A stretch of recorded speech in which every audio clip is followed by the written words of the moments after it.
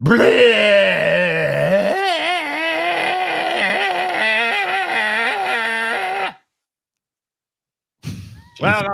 to Deep Fat Fried. How you doing, everybody? I mean, you know me, TJ. I'm typically pretty chilling. You chilling, Paul? Mm-hmm. But are you chilling like a villain? No, probably not. No. I feel like if I was a villain, I'd be sitting in a lot more opulence right now, and I don't really see opulence. Not all villains prosper. Yeah, but I mean, I feel like I would if I were a villain. Probably. Like, why I choose a higher path, TJ. I choose a higher path. Yeah. Let's see. Chilling like what else rhymes with villain? Fillin? Chilling like a villain? Billion? No, Dylan? suck, dude. Dylan, Fillin, Gillen. Chilling like a Dylan. There's no good rhymes for villain. Let's see. Bob Dylan. Chilling like Bob Dylan. But Bob Dylan wasn't very chill. He was neurotic. The problem. Yeah.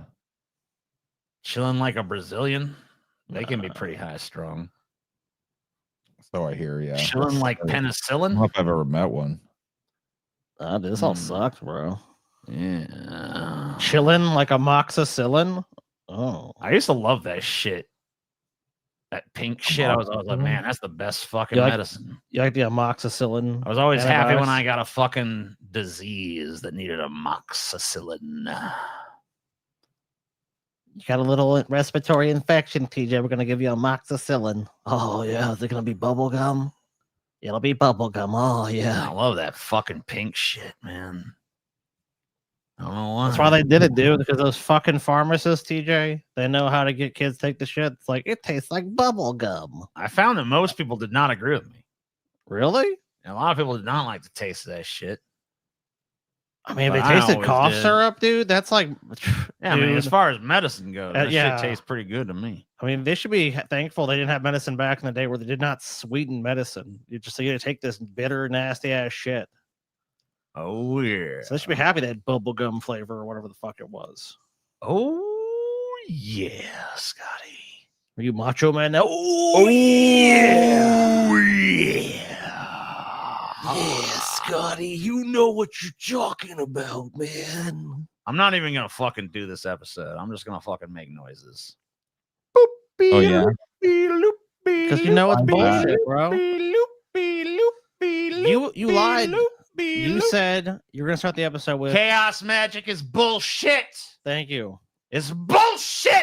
Why do you fucking keep peddling this garbage? Bullshit. Because everything's bullshit, Scott. Dude, me and Paul, many private conversations, were like, man, we're teaching this chaos. What the fuck, TJ doing? This guy crazy, dude. That's fucking nuts. My brother, I still think he's fucking crazy. Paul got that Dow shit. Where's your irrational bullshit, Scotty? You're old enough to have some irrational bullshit by now. I'm old enough to have some irrational bullshit. Where's your irrational bullshit? I hang around you. I get my fill. Quit being a fucking skeptic, Scotty. Get you some irrational horse shit to believe in. It's not that I'm in. a skeptic. You just don't give a shit, dude. I don't think there's anything inherently irrational about the Dow, my friend.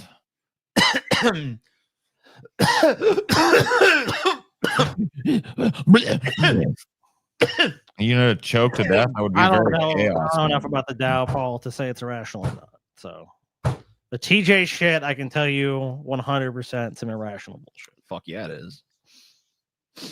I love irrational bullshit, man. It's my favorite kind of bullshit. Oh yeah. Yeah. Yeah, you don't like rational bullshit, do you? Well, if it's rational, it's not really bullshit. I mean, that can be rational bullshit. Dude. Like what? Like, for example, there are tariffs. No, like there's a lot of shit in life that is rational bullshit why it happens, but it still feels like bullshit. Like most governmental processes, most fucking bureaucratic shit. You'd say, oh, there's no reason for it. Like there is a reason for it generally. There's a way because you have a way to keep track of things. There has to be a way that things are done and measured.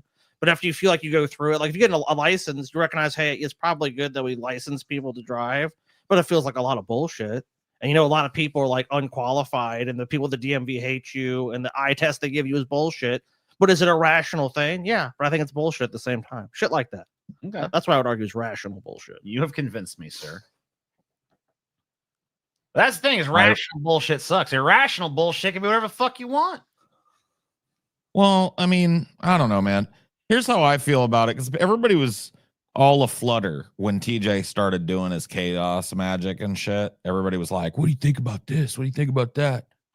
And I was like, I think I never really said what I thought about it, because now's your fucking chance. Oh shit. Well, here's the thing though, is like my nature is to mercilessly make fun of TJ about it, right? Just for the fun of it. But that would be true of anything, right? If TJ won $1 billion, I would make fun of him mercilessly for it, right? You wouldn't, because I'd pay you $10 million not to. Well, if you paid me $10 million not to, then I would extort you for an extra $5 million, and I'd make it 15. And then, yeah, damn, I should have started at 5. Yeah, you should have started lower, dude. You should have cut it way lower. But anyway, what I'm saying is like, when you tear down a friend from my generation, you're never really trying to tear that person down. It's like ribbing. And yeah, I agree. I didn't want to like jump in front of TJ, you know, trying out a new thing, doing a new thing with his identity. I don't want to do that. You know what I mean? And so I just kind of remained quiet about it. But you know what do I think about it if you're inviting it with this video? I don't know. I don't understand. I don't understand what it is. I support it. Well, if it works for you, it works for me. Let's talk about it. All right. Yeah, Let's talk about this bullshit, TJ. Let's talk about this fucking bullshit. What is this? This is the symbol. This is the symbol of chaos magic. Yep. So it's a bunch of circles, and they're going all kinds of like spikes come out of it, going different directions. Like, is it like a wheel? It's a bunch of arrows pointing in different directions, Scotty. Like a wheel. They're all pointing in pretty much the cardinal directions. Yeah. But you also see there's implied squares here too. Yeah. That doesn't seem very chaotic though. Like all arrows are pointing in the cardinal directions. Seems true. Very orderly. That's true. You could fucking say it's orderly.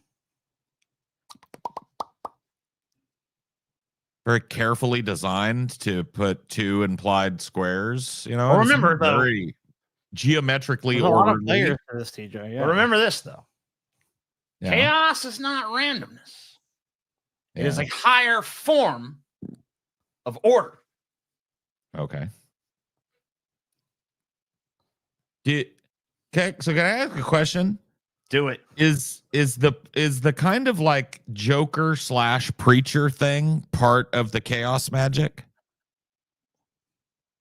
No. Where you're like, I love chaos. I love chaos. Yeah. Is that part of the chaos magic? So you said chaos. Correct me if I'm wrong. You said chaos is a higher level of order. Yes. So ultimately, if you look at like chaos theory and science, right? Well, so ultimately, you believe in order, then. Yeah. I mean, I'm not saying you didn't believe in order just because you are a chaos magician, but like you believe in like it's almost essentially you're making a greater argument for order. If you look at chaos, if you look at chaos like from a scientific perspective, okay, the guy that fucking cooked it up, I forget his fucking name right now off the top of my head, but Ian Malcolm. Oh yeah, Ian Malcolm from Jurassic Park. Yes, correct. The water drop goes this way, then it goes this way. So, I mean, you can't fucking predict what the fucking water drop going. No, he was a meteorologist. Oh, the weather model. He was doing weather modeling. Yes. He rounded some very, very, very fucking insignificant numbers. He's like, I mean, you know, it's like to like the fucking 10th decimal point or some crazy shit, you know. And fucking model just fucking went. It just broke the fucking model. The whole thing fucking went haywire from the tiniest little fucking rounding. And he's like, okay. So a very fucking small change in initial conditions can just fuck up the entire predictive fucking model. And if you're dealing with a system with a shit ton of variables, you know, the more fucking pronounced that effect fucking gets. Hence the butterfly effect. Hence fucking butterfly flaps his wings and fucking whatever. There's fucking a typhoon or fucking somewhere else. Got it. Makes we all sense. know this shit. But chaos is not fucking just like random fucking. I mean, they're colloquially fucking chaos is that people just mean like, oh, there's fucking chaos. There's fire. There's death. There's destruction. But it's really just like chaos is really just like order that human beings are too stupid to fucking actually comprehend. That's all chaos really fucking means. Okay. Now, that being said, I mean, the reason that this is a symbol of chaos is because there's arrows pointing in every direction. It's just saying, like, there is no fucking one path or whatever. All paths are possible. Yeah. It's almost like a multiverse. So this is just meant to represent fucking extreme variability. So this almost kind of comes like chaos magic almost kind of gets into the realm of like multiverse theory. But I mean, you see are those infinite realities where you make these different choices? There's so many fucking implied shapes here in this. There's a fucking circle implied here. There's a fucking I don't know how many sides that has. It's like an octagon. Yeah. Or is it a hexagon? 1, 2, 3, 4, 5, 6, 7, 8. Yeah, it's an octagon. And there's fucking squares being implied here and all that shit. A bunch of triangles. These are all very geometrically precise things. Yes. It's a very precise symbol. And it's on one, and ultimately on this one square. Yes. So it is a very fucking precise, contrived, designed fucking symbol. That's fair. So chaos magic, often spelled with a K. That was Aleister Crowley that cooked that shit up, by the way. Mr. Crowley. He was just tired of being fucking confused like a stage magician because I don't think he knew any fucking illusions. So he's like, nah, fuck that. Got to add a K to it. It's a modern form of occult practice that throws out the rule book of traditional magic. Started in England in the 1970s as part of the neo-pagan occult scene. It's all about experimentation. Practitioners borrow techniques from any belief system that works. Could be ancient gods, could be pop culture. You could summon data from fucking Star Trek if you want. Doesn't fucking matter. Don't have to stick to any one tradition. The core idea is that belief itself is a tool. By deliberately changing what you believe, you can change your perception of reality and achieve magical results. In short, chaos magic's a do-it-yourself approach to magic with no strict rules or dogma. So what is that in opposition to? That's in opposition to what was called ceremonial magic. Before chaos magic came along, Western occultism was dominated by ceremonial magic. That's like the shit you see in movies where everyone gathers in a location, they wear a costume, they have an elaborate boil, doil and trouble, cauldron burn and cauldron bubble. Exactly. There was a bunch of elaborate rituals, a bunch of ancient symbols, and most importantly, I think, a bunch of formal training. Hail to the guardians of the watchtowers of the east, powers of fire and magic that burn inside. Hear me. Hail to the guardians of the watchtowers of the north, fires of intuition. Hear me. You got to take a sword. You got to draw a pentagram in the air. There has to be this fire burning with this wood. You got to use this symbol. You got to evoke this god. That sounds blah, super blah, blah, gatekeepy, dude. It was. The roots of ceremonial magic go back to the Renaissance era when European mages studied grimoires. Which, by the way, if you've ever actually looked at a fucking ancient grimoire, they're the edgiest fucking edgelord shit you've ever fucking read in your life. Well, let me ask you this. There have always been edgelords since the beginning of fucking time. If Crowley was themselves magicians, yes. If Crowley was the progenitor of this, or one of its early practitioners or whatever. Well, he wasn't even anywhere near the early shit, but yes. Sure, but what so is it laced with Gothic magic? I'm not falling for it. It's not a ligma. No, Gothic. I'm trying to figure out how it's gonna fucking get there. Goetic. Okay. It's from the Ars Goetia, which we covered in the How to Summon a Demon. Oh yeah. Okay. Yeah. And go. That's all magic. Rolled in. But you remember in that episode, I was very precise what you had to do to summon a certain demon. Yes. No deviation. right? So Gotic magic would have been this earlier form of magic, probably. Like, Yeah. if people were summoning a demon, there was very precise ways.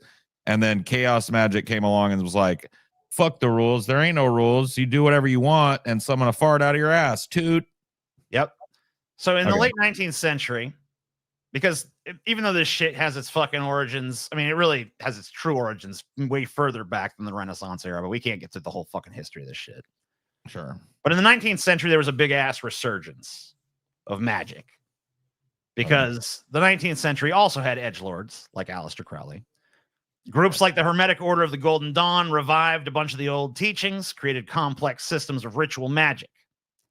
Magicians had to wear their special robes, use their special wands and swords, and memorize a bunch of symbols and cosmic forces and specific rituals and so on and so forth. Famous magician Aleister Crowley added a K to the word magic to distinguish occult magic from stage tricks, because once again, he couldn't do those. Although he was an expert mountain climber. Crowley defined magic as the art and science of causing change in accordance with will. In other words, if you strongly will something through ritual, you can make it fucking happen. Right. Now, ceremonial magic was rich in tradition and discipline, but by the 1970s, a bunch of people were just like, God, fuck, I don't want to fucking learn all this shit. I got ADHD. I don't feel like learning all these fucking symbols and all this shit. Well, it's a click too. Let's be honest. Right. And it's just like, it's cliquish. Yeah. You know, if you don't rise It's to a the top fucking of it, social club. It's fucking, hierarchical dominance shit. of course. So fucking chaos magic is just like, you know what? I want to be a fucking edgelord and do magic and shit. But I don't want to have to learn all these fucking rules. I don't want to have to fucking join with these people and fucking do all their stupid shit. So I'm just going to do my own shit. So chaos magic emerged in the 1970s, as I mentioned earlier, as a fucking different approach. Instead of following a single holy book or tradition, early chaos magicians wanted to strip magic down to what works. They believed other occult traditions had become too religious in character and full of a bunch of superstitious fucking baggage. The movement draw inspiration from the eccentric mage Osmond Spare, depicted here. This episode was almost about him, by the way. But his life is actually kind of almost too complicated, and I fucking got I don't know how to distill all this into a fucking DFF episode. But the long and short of this guy is born to a working class fucking family.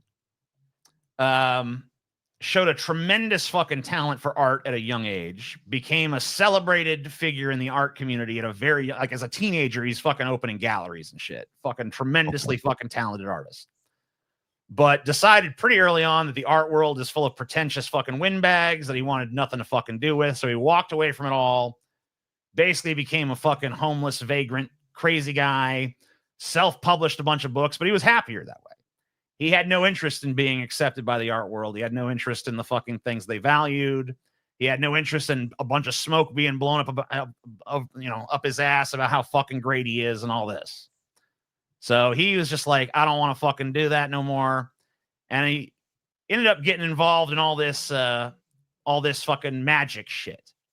And he was really kind of the first chaos magician. They say it started in the 1970s, but this dude fucking started it fucking significantly earlier. I think in the fucking early 1900s and shit.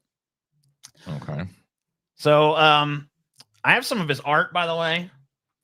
So he did this fucking technique with his art where he would not think about it at all. He was very into this idea of delving into the subconscious and just doing what he called, I think it was called automatic drawing, automatic writing, things like this. Yeah. Just put no thought into it, just fucking do it. I mean, the funny thing is, I get the desire to do that, but he's also a super talented artist. So if this is one of those examples of that, most people would not produce this. If you said just tap into your unconscious, so mind. that's not an example of that. This is an example. This is an example of him doing that. I mean, it's still really good. It is very fucking. I mean, good. so it's still. I mean, I don't necessarily believe that. But this guy was an art prodigy at a fucking young age. But the point is not producing great art. The point is not you're producing something that's fucking amazing artistically. The point is to fucking delve into your fucking subconscious mind. Well, I'm saying this is an introspective exercise. I mean, sure, but I'm saying at the same time, it's a deliberate exercise because he's still doing it. He's still saying, I'm going to draw something. So There's still a decision-making process that's occurring. But he's trying to remove his conscious mind from the process as much as possible. I don't really think it's that relevant to it, but well, I get why he would try it. Here's another one. I think I have. Nope, that's it. That's all I got. That's cool. But he produced a bunch of fucking art, so whatever. But he was fucking pretty famous for these, like, I mean, yeah, he's definitely black and white, very pristine line work. Probably would have been a tattoo artist these days. Yeah, that might have been a better fit for him. Because he has fucking such exquisite fucking line work and shit. Sure, yeah.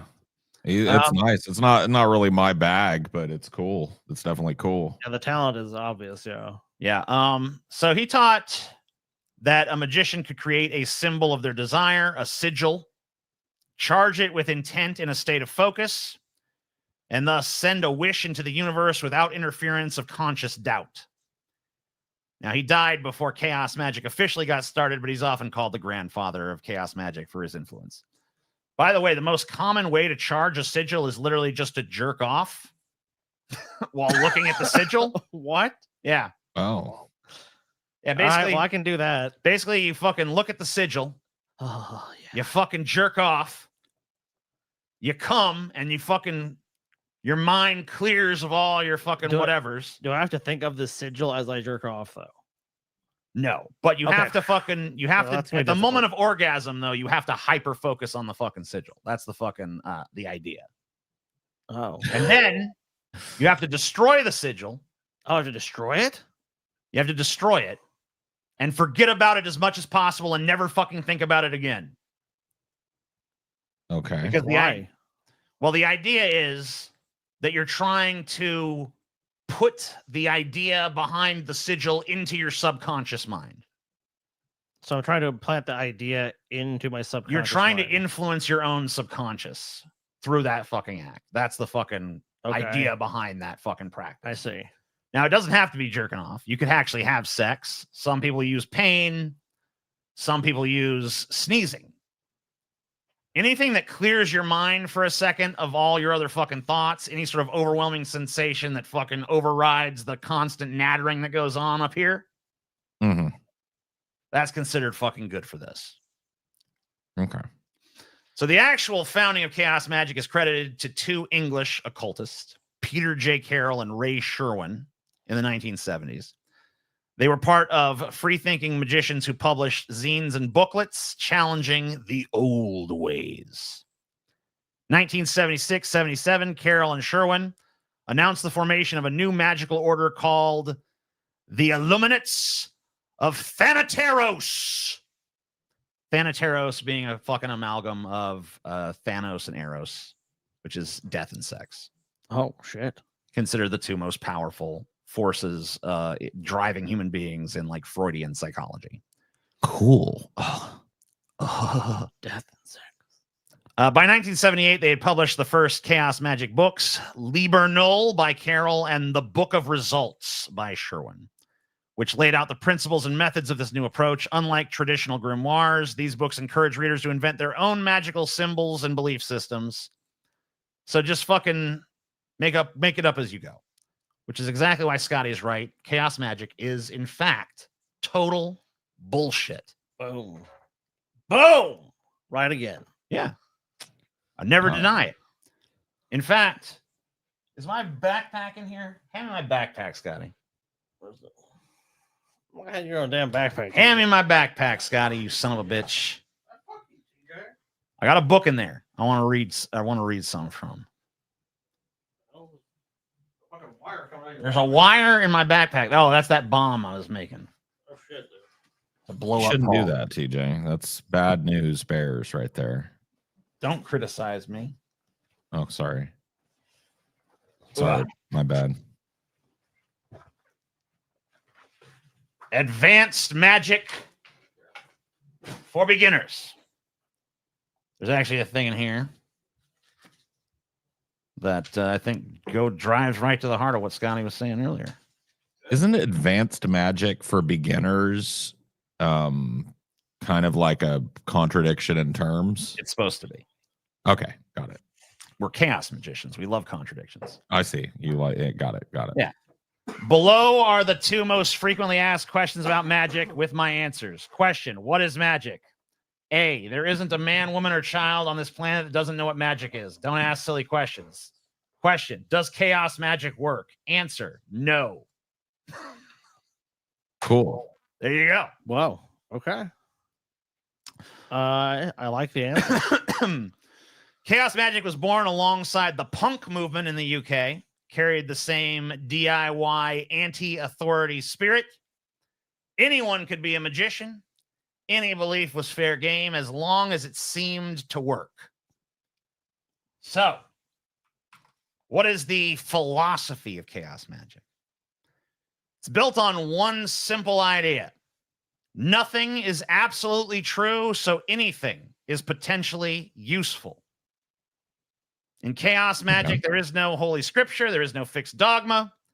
Instead, chaos magicians view all magical systems like Kabbalah, Enochian, astrology, whatever the fuck. That one that I thought was a Ligma joke. Yeah. Goiter or whatever the fuck it was. Gotic magic, TJ. Gotic magic. I'm still trying to figure out how that could be a fucking ball joke.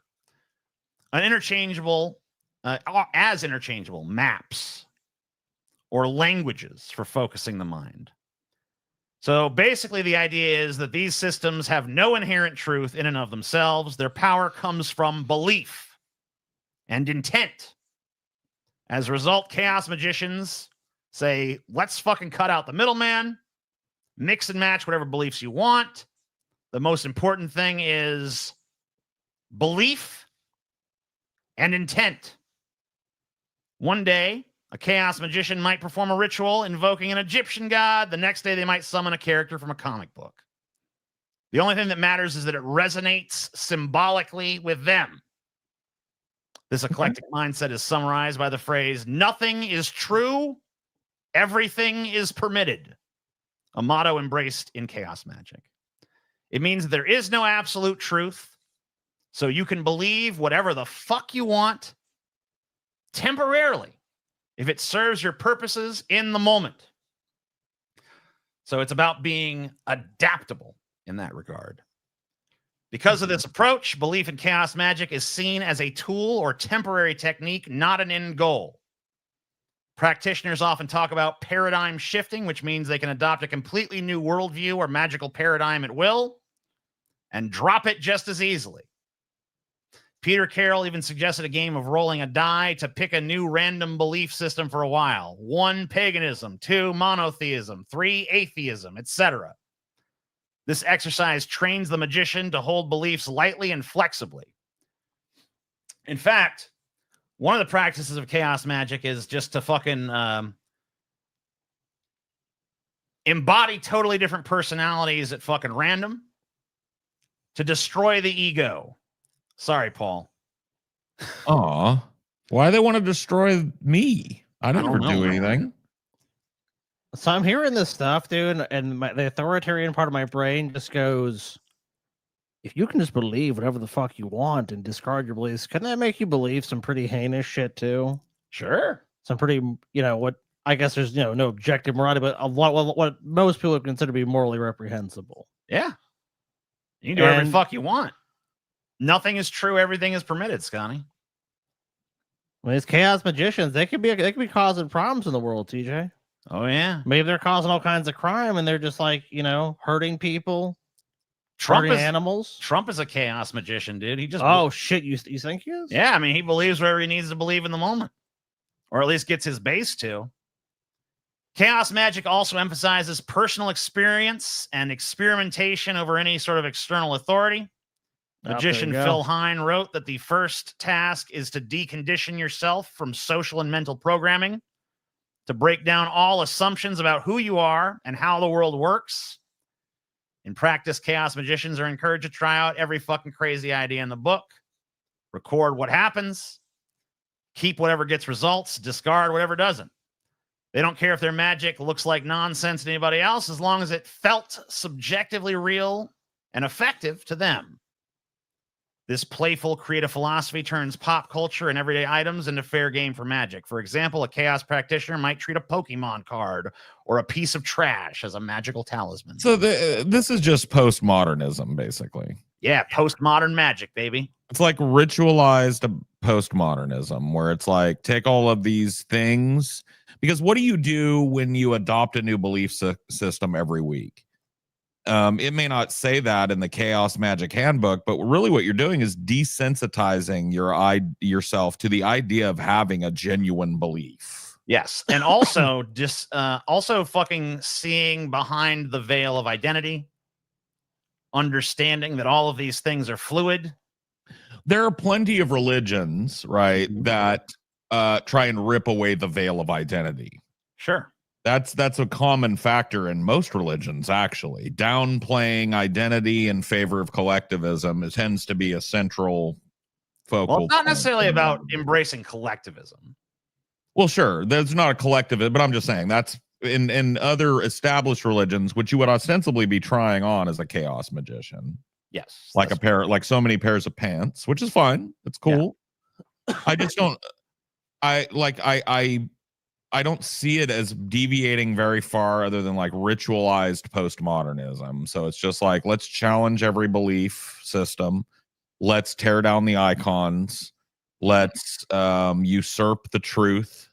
Yep. As it is perceived, as it, I think we both agree that there is no such thing as truth. Nothing is true. Everything is permitted. Right.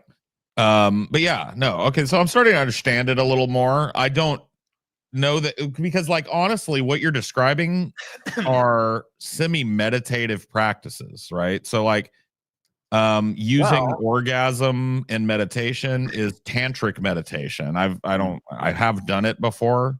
Yeah. It's just not something that's my cup of tea, but it is a thing. You know what I mean? And so like what you're describing just seems like another form of Eastern religion, like meditative Eastern religion, assassinating the sense of self altogether. Yes. Letting go of your need to influence the world around you. And well, there's a tremendous amount of fucking crossover between Taoism and chaos magic, or at least a lot of chaos magicians use Taoism in their practice. Well, in terms of chaos magic, there's kind of the utility because it has a lot of this. It has a lot of overlapping values. Because, like you said, it's like the belief that works for you. That may be a belief you'll continue, but if it doesn't work, you just discard it. So it's just it's less rigid and like, hey, I'm not going to stick with this if I don't see a result. So it's almost like the results are part of it. Well, it's interesting that you guys bring this up, because the next section is actually chaos magic, psychological or mystical. I found this little tweet. It says, when people think witchcraft is devil worship, but it's actually spicy psychology. This might be like a completely fucking unpopular opinion I'm about to espouse. But I don't think that there's anything different between a psychologist and a mystic. Well, I mean, a lot of chaos magicians love Freudian psychology, love Carl Jung, because Carl Jung was kind of a mystic, and a lot of psychology and mysticism fucking have a tremendous amount of overlap, especially when you're looking at very early psychology. When you're talking, because like interpretation of dreams and all this stuff. I don't think you're wrong at all. Psychiatry, I would say, yeah, that's different. But psychology, no. I definitely think that's almost more accurate than a lot of people would like to admit about it. So is chaos magic real magic affecting the outside world, or is it all in your head? Chaos magicians have debated this question. The answer is not straightforward. Many chaos magic techniques can be understood in psychological terms. For instance, casting a spell in this system often involves entering a trance state, focusing your will, and then forgetting the spell, which sounds a lot like self-hypnosis or a placebo effect. In fact, some commentators note that most of the magic is in your head, with chaos magic in the sense that it deliberately exploits our mind's quirks like the placebo effect and confirmation bias to produce results. One practitioner guide explains that in chaos magic, a ritual or spell is basically a way to put your mind in the right state. The ritual, tools, and words themselves have no inherent power outside of the psychological effect on the magician. From this point of view, chaos magic works by shifting the magician's mindset and expectations, which can lead to real changes in behavior or perception, and thus outcomes. In short, it's a kind of self-programming or inner alchemy disguised as spellcraft.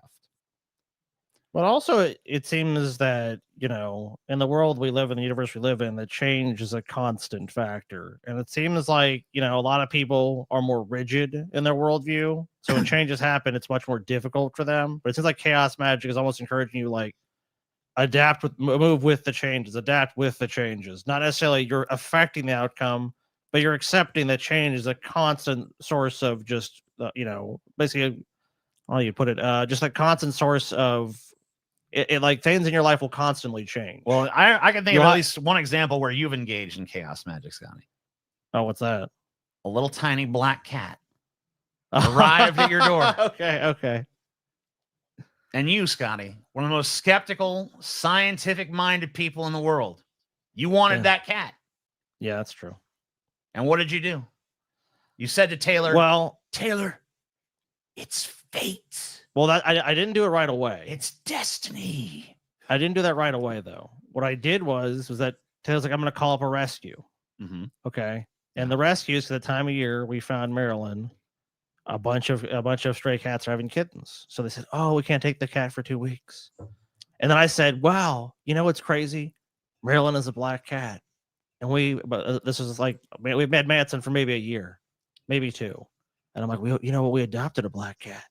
Isn't it strange that a black cat would show up at our house of all places and need to be adopted and is a little defenseless kitten? And then we call up the rescue and they can't take her for 2 weeks. And you know what? By then, I'll just fall in love with the cat. We got to keep it.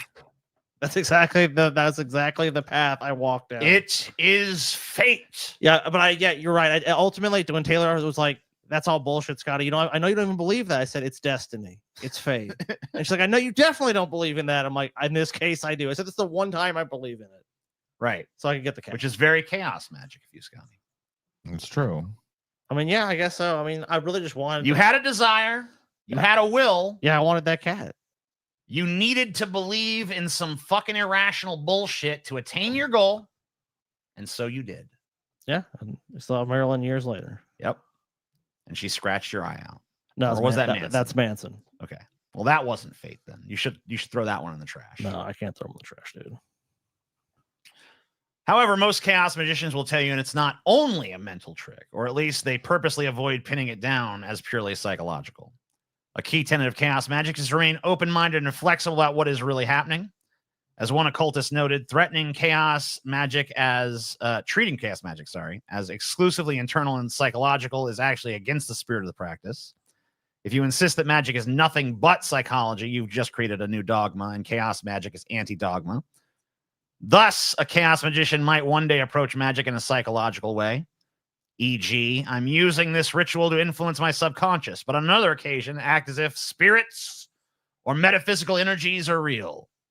They might invoke a god or a demon as if it exists externally, use it for a purpose, and later drop that belief when it's no longer needed. The line between psychological and mystical is deliberately blurred, and as Paul just said a minute ago, he doesn't even think there is much of a fucking difference in the fucking first place. No, I mean, I like, here's the thing. I won't say that. I'll qualify that a little bit, right? Like, I think that there is an educational difference between a psychologist and somebody that calls themselves a mystic. I know the difference between that. Sure. In the role that they occupy in society is entirely analogous in my mind, right? Prior to scientific understanding of psychology, and by the way, our scientific understanding of psychology is still pretty fucking nascent. There's still a lot we don't completely understand about human beings.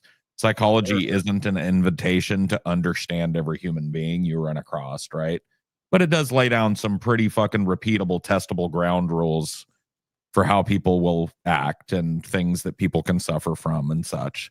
But what I'm saying is I think that, you know, in a society devoid of that kind of scientific basis for people to allay their fears and their emotions and their hopes and dreams and to find some purpose and what is ultimately utterly purposeless, right? Mhm. I think the mystic occupied the same role that the psychologist does today. Well, sure, and still does for many people. 'Cause, Yeah, I mean, they like, look, help- if you're suffering from some kind of, you know, depression or anxiety or mental illness or whatever, you know, there's a lot of people. I mean, throughout history, they've gone to the mystic, Oh yeah, they try they try a number of alternative and practices. to this day, many people still go to the fucking mystic. I mean, yeah, crystals. That's a Yeah. big thing. People believe these Yeah, our different mom, energies. our mom has got all them fucking crystals, right? Oh, this does different energies. This just drains you of this negative energy. This puts this, it enters this positive energy in your life. I remember mom had a fucking crystal that she's like that she sleeps next to, and it's supposed to like ward off negative energies and shit. And I was like, "Does it work?" And she's like, "I don't fucking know,"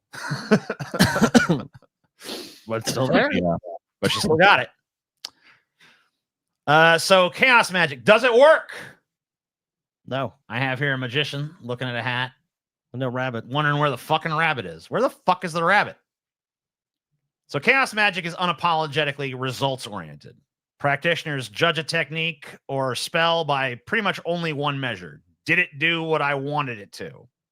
They're not interested in convincing others or proving anything in a lab. It's a personal art.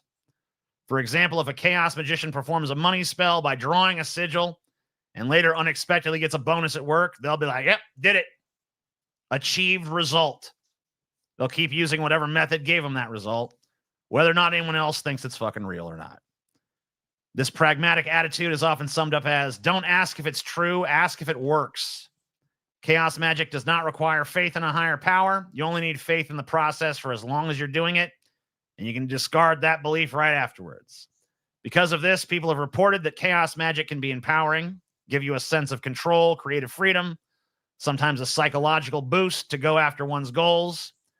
Even skeptics of the supernatural might find value in chaos magic as a form of creative visualization or self-therapy. If doing a bizarre ritual helps someone quit a bad habit or gain confidence, a chaos magician would say it worked in a practical sense.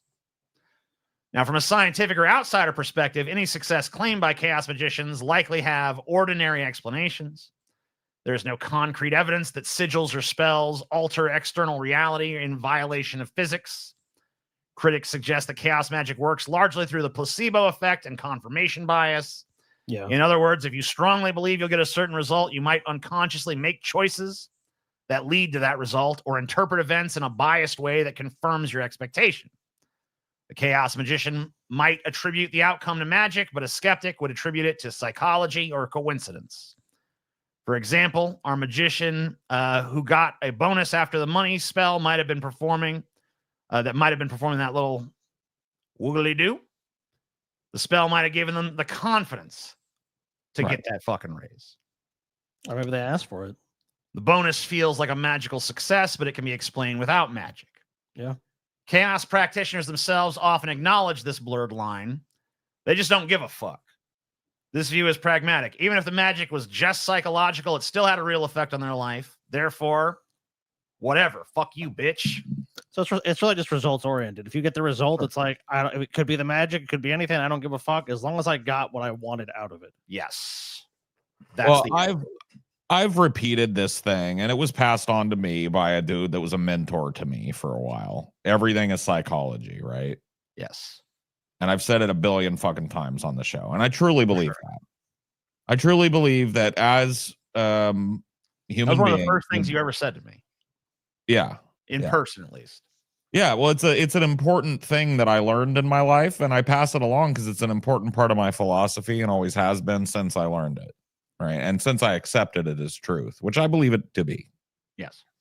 Everything is psychology, right? Because everything, we as human beings, everything is dependent upon our psychological perception of it. It doesn't matter. That's why the bystander effect is so insane, right? Yeah. Or that's why eyewitness testimony is considered to be relatively unreliable evidence in court, especially for crime, big crimes and stuff. Where there's memory is notoriously unreliable, especially when it comes to extreme events. So right. So somebody could literally, if you go to a busy street in Manhattan and you put a guy in a trench coat and a lady in a white dress, and you have them walk into the middle of Fifth Avenue, and the guy in the trench coat reaches into his pocket and pulls out a big revolver and blows the lady's head off, right? That's what happened factually. You have a God's eye view, right? And you have 100 eyewitnesses to that one event. Dude, the guy will be wearing all kinds of different shit. He'll have a ball cap on. He'll be a black guy. He'll be a white guy. A lot of people won't even mention the trench coat. Other people will hyperfixate on it. The girl will be blonde, redheaded, brunette, black, white. She'll be in a red dress, a white dress, right? Eyewitness testimony, if you pull people away from it and then ask them to recount it a day later, which is often the case with cops, right? Oh, yeah.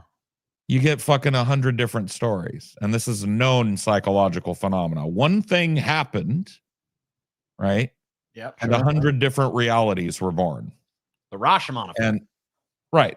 And that's it, right. The Rashomon effect. Exactly. And so that is the reason why I believe that statement to be the absolute truth, if anything like that exists, is that if you're a human being, you want something close to the truth, everything is psychology. And what TJ is talking about reinforces that, right? He's saying that, like, yeah, can TJ right now wave his finger and go boogly woo and make a Tasmanian devil appear, right? No. But if TJ does some chaos magic and it gives him the desire and the competence to secure and properly care for a Tasmanian devil, right, he gets one. And then you ask him, how'd you do that? And he goes, well, I did some chaos magic and I jerked off and destroyed a couple symbols or whatever, and it gave me the confidence to learn how to get a Tasmanian devil, and so that's how I did it, right? And you say, well, that's not how you did it. You just learned how to do it. And he says, fuck you. So it's all psychological, right? It doesn't matter how you got there. Yeah. Yeah. So yeah, I dig it. I understand it a lot better now, I think, at this point.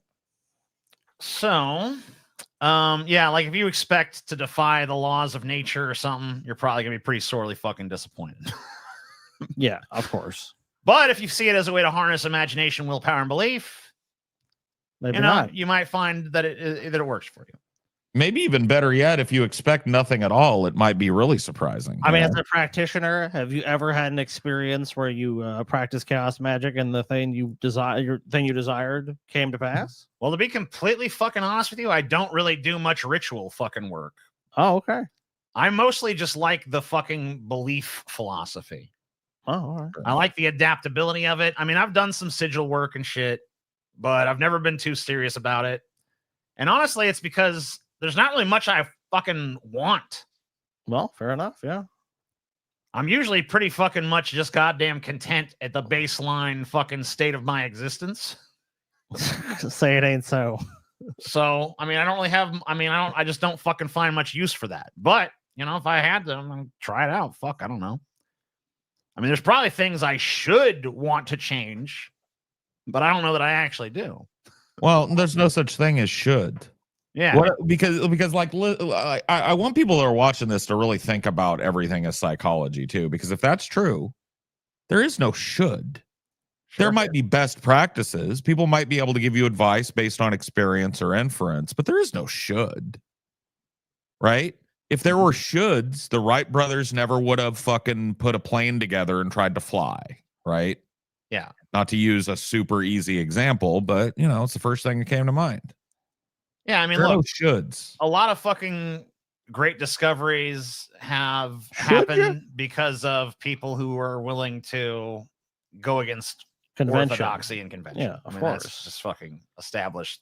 I was told by the same person that told me everything is psychology that I should do my best to eliminate the word should from my vocabulary. And I really have tried. I mean, I think it's impossible to completely get rid of, but like, I don't like ascribing shoulds unless I feel like I have no choice. You know what I mean? Like if it's like some business thing or something. Sometimes our language doesn't really allow us to express ourselves accurately. So right, but I don't ever like to look at a person and influence a situation by telling that person you should or you oughta, right? It's like like I really don't believe that you oughta or you should. So you know what I mean? Like why would I tell somebody that? Oh yeah, fair point. If you don't believe it, it's kind of hard to extol the values of someone else.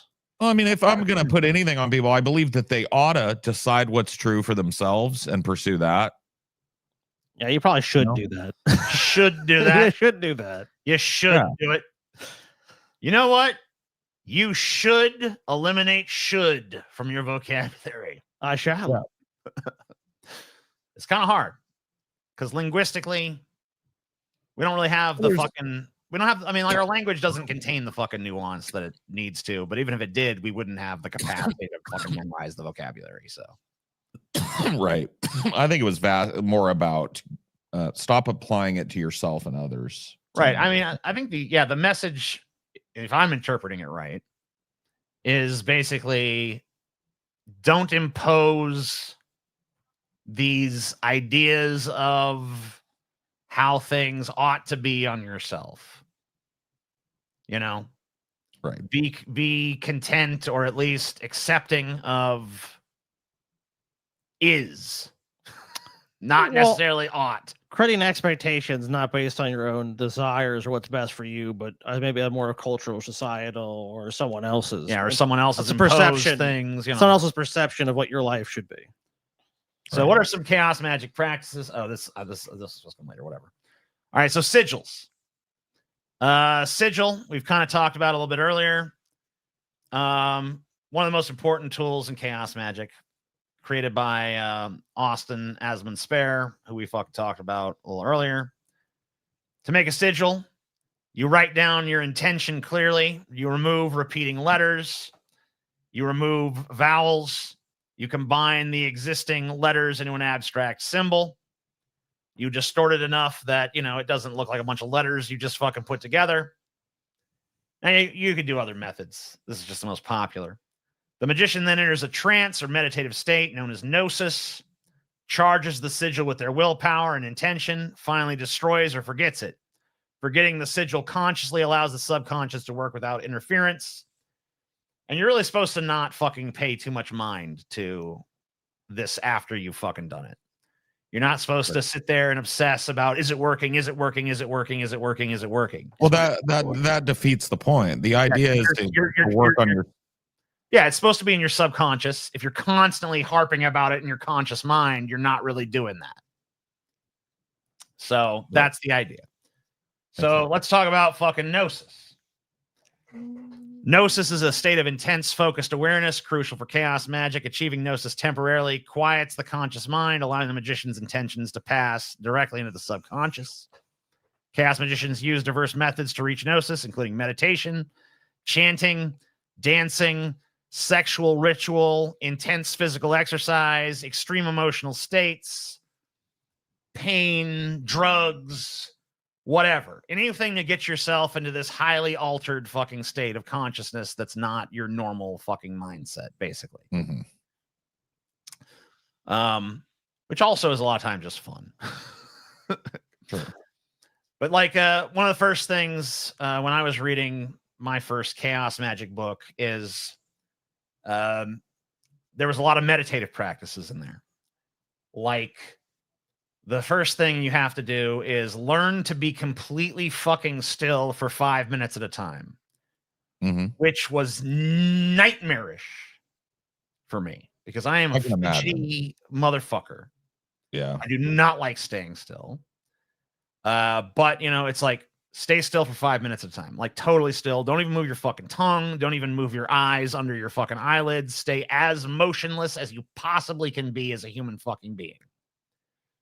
Then work on visualization, work on breathing techniques, all that stuff that goes along with meditation. Anyone who's meditated knows about all these things.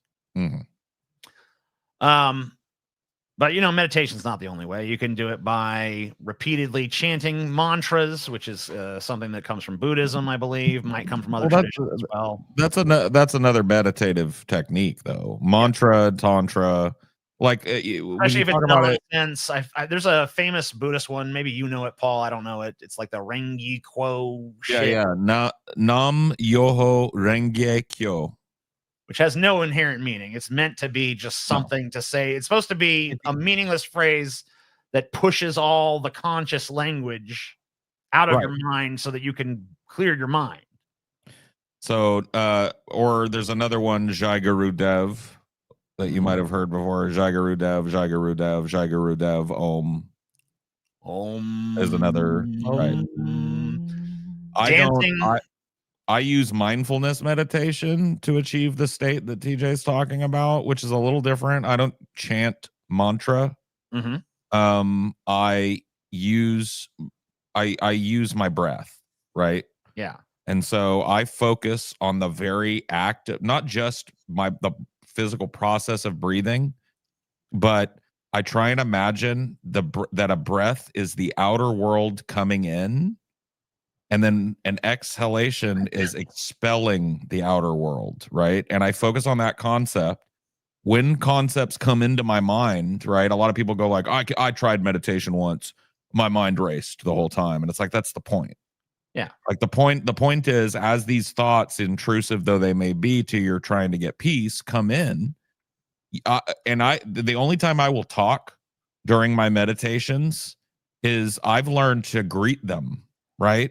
And so I'll say thank you sometimes when I have a really strong thought, right? Right, because the idea is supposed to be that you, and correct me if I'm wrong about this, because I don't know, I don't necessarily practice the same kind of meditation, but yeah, the thought is that you don't push the thought away or try to get rid of it. You simply acknowledge it.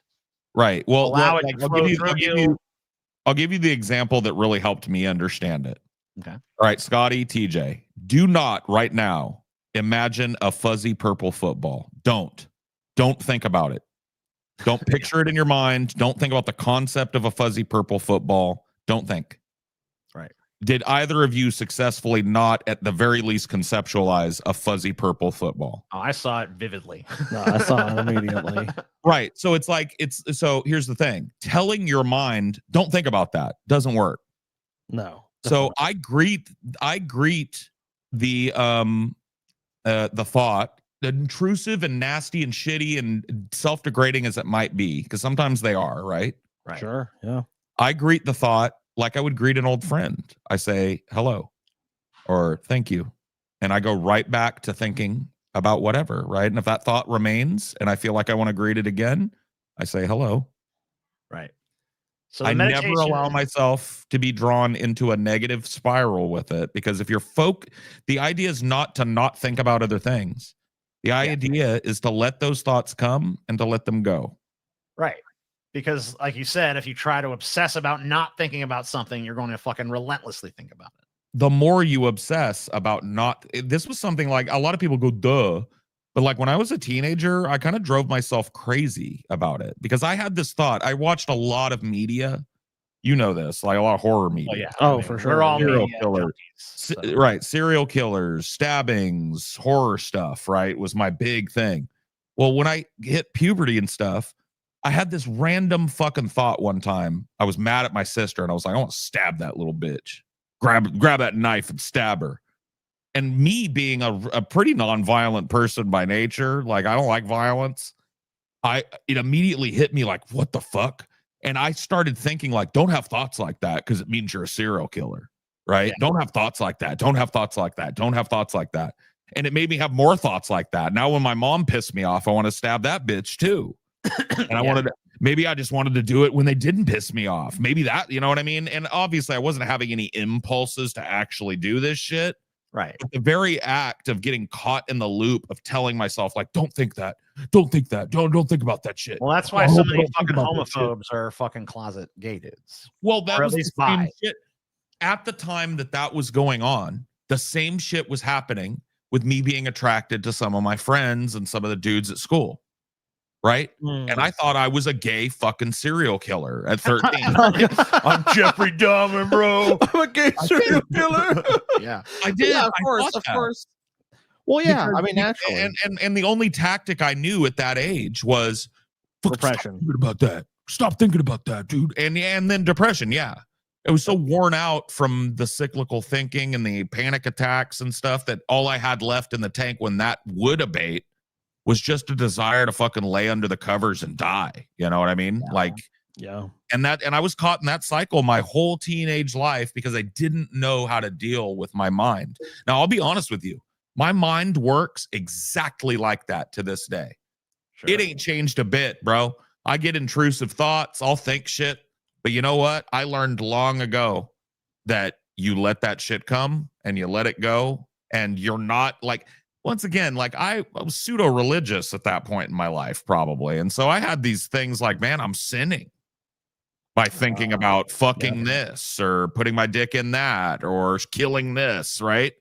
Yeah. Like, because there's all kinds of shit in the Bible about that. Like, if you commit murder in your heart, you've committed it in real life. If you commit lust in your heart, you've committed it in real Which is life. why so many Christians are fucked up. By the way. That's the programming you had in your life, though, and the moral system, the cultural system that you had awareness of was like that was the correct way. This is why Carl Jung is so fucking important to a lot of people who are mystics, is because Carl Jung talked about integrating the shadow self into the fucking whole self. Right. Sure. Instead of having these two contradictory notions of self, like you have to take that thought about like, I want to stab this bitch and not fight it. Just recognize there is a part of me that's like that. Yeah. Sure. Because it's actually way healthier and way more, you're like less likely to fucking act on that impulse if you acknowledge it as a part of yourself. You're way more rather likely. than, oh my God, no, I'm a bad person. Oh shit, oh shit, oh shit. We're way more likely to come to terms with that part of your personality and who you are as a person. Like, you know what? Maybe part of me is I like violence and I want to see other people hurt, even if it's just for my catharsis or my benefit. Right. So you're right. Instead of just oppressing that and saying, oh, you know what? I'm not gonna be like that. I'm not that person. It's like, well, it's better to recognize your own faults, or if you view it as a fault. I mean, I think most people would view it as a fault. That you contain fucking multitudes, bro. Yeah. Shadow boxing. That's what you're talking about. Yeah. John's concerned. Yeah. And so when it comes to my meditation shit, what I mostly do is visualization. What I usually try to envision is a triangle. I try to envision a big yellow fucking triangle. So I stay completely fucking still. I focus on my breathing and I fucking visualize a fucking big yellow fucking triangle. And you're supposed to try to hold that in your mind as long as possible. And you know what? That triangle becomes all kinds of fucking stupid shit. Oh, there's Mickey Mouse. Oh, there's that purple football Paul was fucking talking about earlier. Oh, there's this stupid fucking song. Oh, living on a prayer.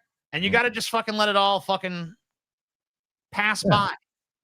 Because there's no way. You're not going to sit there and just focus on a fucking yellow goddamn triangle for 5 fucking minutes. It's not that goddamn interesting. No. But you bring yourself back to it. Yeah, but when you fight Mickey Mouse don't go away. No. When you say to yourself, okay, there's Mickey Mouse. That's fine. Yellow triangle. That's a lot fucking better. You come back to the fucking yellow triangle. You come back to that fucking point of focus. Other things you can do, dancing and physical exercise. That's obviously just to wear yourself fucking down. Because that'll fucking silence the fucking running thoughts, because your body, you're not dedicating all your energy to up here. You're dedicating it to everywhere. Right. Sexual rituals. Personally, I think people just want to fuck. But hey, you know, there's a great story about Aleister Crowley. He was, I know what you're going to say. He and his buddy, I forget who his buddy was. They fucking, him and some fellow fucking practitioner, they were climbing a mountain. And Aleister Crowley was trying to fucking summon some kind of spirit up there on the mountain. And he wasn't fucking having no success. So they started climbing back down. And Aleister's like, you know what? Fuck that. You know what I think we need to do? I think you need to fuck me in the ass to destroy my ego. Yeah, right. So that then I can fucking summon this thing. That's how it works. Yeah. And lo and behold, you know, he got fucked in the ass, destroyed his ego, and then he was able to summon the fucking demon. Wow. So there you go. He's trying to get fucked. Beautiful. That's actually kind of a beautiful story in its own way. It is. It is. You know, I love how they both wanted it, and he presents the solution, and they're like, you know what? That must be the solution. It's not that I want you to fuck me in the ass, and it's not that I want to fuck really you in the don't. ass. I really don't want you to fucking stick your big dick in my ass or anything like that. But I mean, we gotta summon this demon. Hear me out here. We gotta fucking summon this goddamn demon for this sacred knowledge. And I don't think he's gonna show up unless I get me a good old fashioned ass fucking, bro. So what do you say? I mean, you gotta help your friend out, dude. It's like, it sounds plausible. Who would deny? All right, so here's another fucking technique, chaos magic here. Servitors. Servitors are artificially created spirits or entities formed from a magician's imagination and intent, basically an imaginary friend. Chaos magicians design servitors to perform specific tasks or fulfill certain goals, such as protection, attracting luck, or gathering information.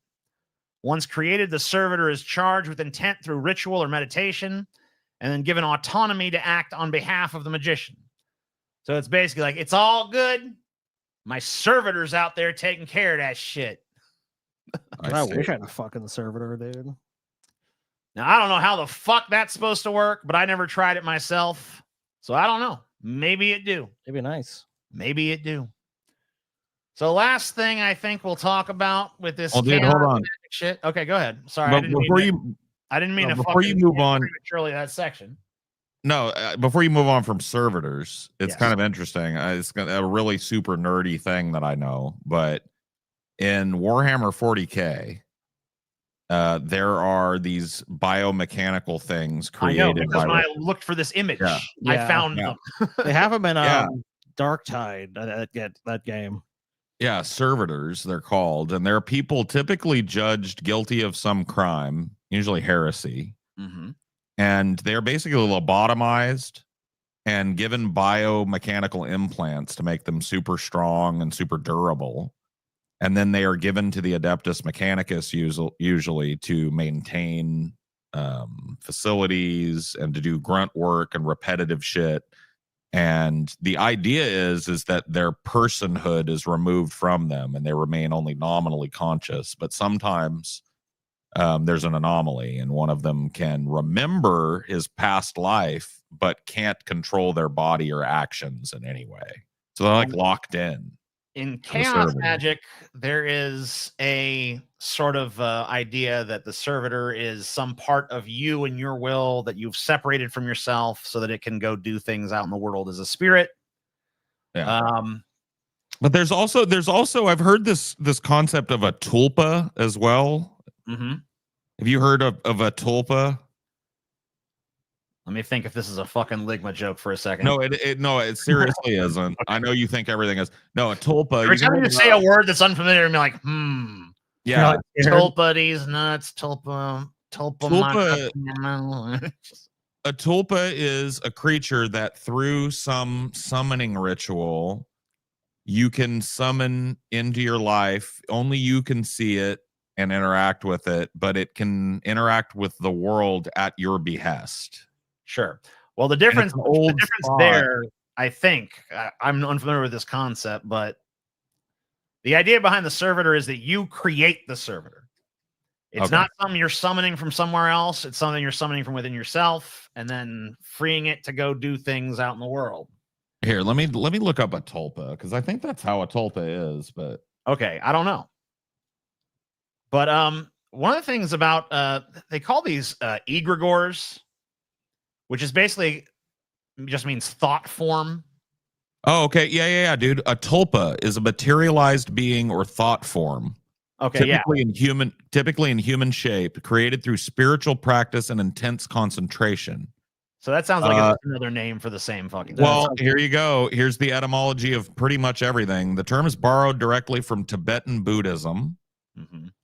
Modern practitioners who call themselves tulpamancers use the term to refer to a type of willed imaginary friend whom practitioners consider sentient and relatively independent. Modern practitioners predominantly consider tulpas a psychological rather than paranormal phenomenon. The idea became an important belief in theosophy. So there you go. I'd heard about that before, and this sounds like a pretty much the same thing, right? Just with some different, just different lingo. But ultimately, it's a concept borrowed from Tibetan Buddhism. Yeah, I mean, pretty much everything. I mean, chaos magic is just a mutt. I mean, most ideas are, but sure, chaos magic in particular because it openly encourages you to just borrow shit or steal it. So last thing I want to address is experimentation with belief. Chaos magic encourages the deliberate shifting between different belief systems or paradigms. The flexibility allows the magicians to adopt beliefs temporarily, such as pagan gods, fictional characters, psychological models, and then abandon them without any lasting commitment. Practicing paradigm shifts trains the magician's mind to remain adaptable, creative, and effective across different scenarios. Chaos magic today, modern relevance and influence. Chaos magic continues to attract practitioners who value creativity, flexibility, and tangible results over adherence to tradition. It resonates especially well in contemporary culture, marked by eclectic interests, skepticism towards rigid belief systems.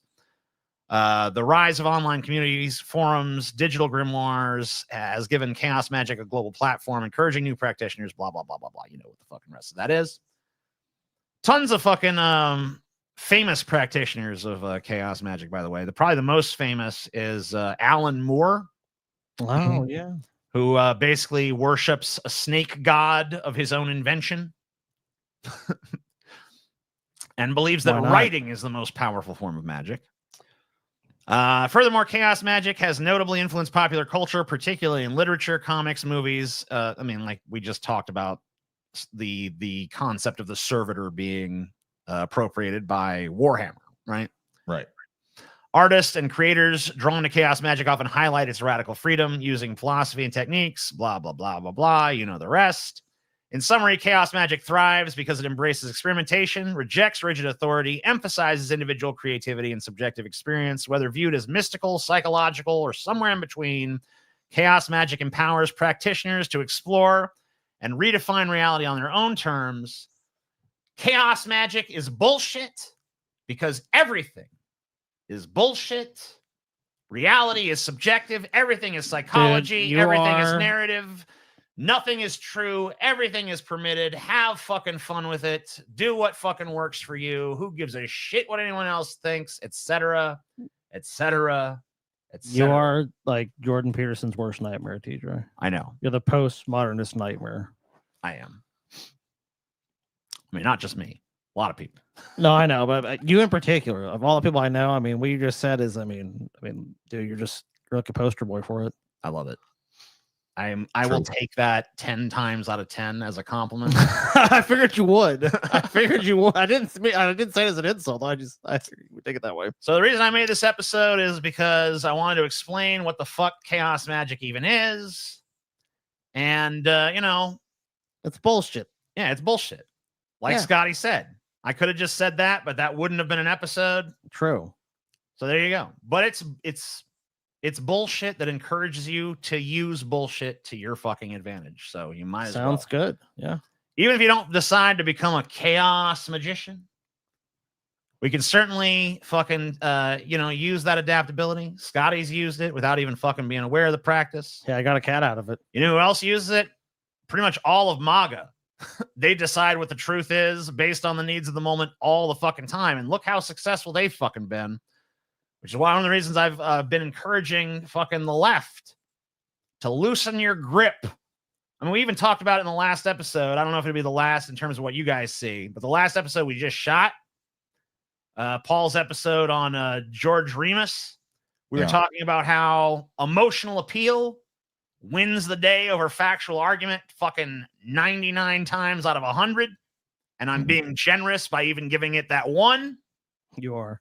So, if you want to actually pursue your goals, maybe don't fucking cling to rationality, because if it doesn't actually give you the results you want, is it really rational?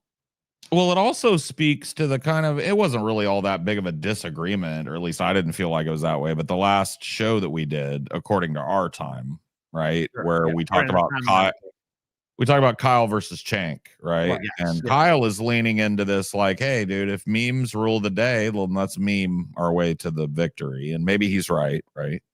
Yep. Could be. Chank is like, hey, let's try and talk to these people like human beings. And maybe he's right, right? But that's kind of, or maybe, what maybe both of those ideas need to be floating around, just like you need the fucking extremists to make the moderate look fucking more reasonable. Like you need the MLKs and the fucking Elijah Muhammad's or whatever. Yeah, you need the status quo people to B, just so boring and predictable and just like, oh, this isn't working. But you have to have someone having that position to have someone have the other position.